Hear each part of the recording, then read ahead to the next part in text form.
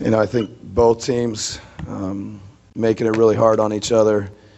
Obviously, maybe a little tale of two different halves.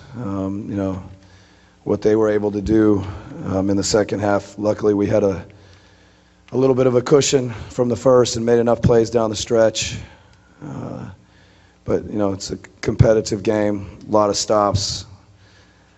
50-50 balls, all the activity, deflections. I think we just made one or two more plays down the stretch, and we need to be better. Especially I think the third quarter in all areas of our defense. We can't let up for a second. I don't think the third and fourth quarter is the defense that we need to play or that we want to play. So it's always good to have an idea what it takes, and you want to replicate that for more of the 48 minutes than your opponent. Yeah, no, I think Baze was great. His focus, his mentality, I think was in the right place. I think when he's really locked in defensively and he's making things difficult defensively, that puts him in the right place. And then his ability, I think, to attack a closeout, get to the rim, get to the free throw line, rebound. He's just an overall game. I think against them, we just need to be solid. We need to make the right pass. We need to make the right drive, make the right decision. And Baze did a lot of that tonight.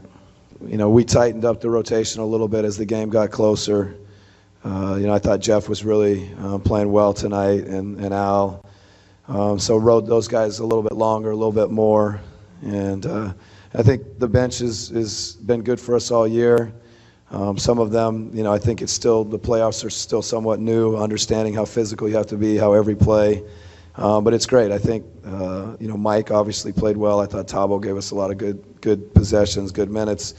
And the group will just continue to work, and we'll have confidence in them. Yeah, that's what this time of the year about. They're a great team, as far as playing from behind.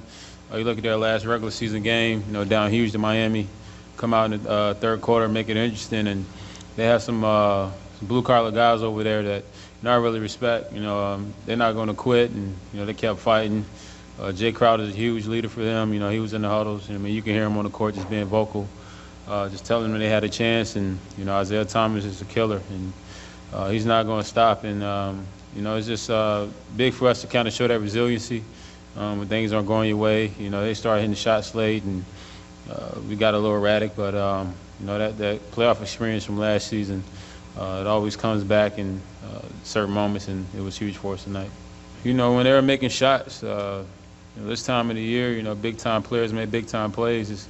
That's something I've heard, since I picked up a basketball. And you got to absorb those blows. And, like I said, they're a team that's never going to back down. They're going to keep fighting for a full 48 minutes. So you got to be ready to, absorb those shots, those threes Jake Crowder had in the corner to put him up three.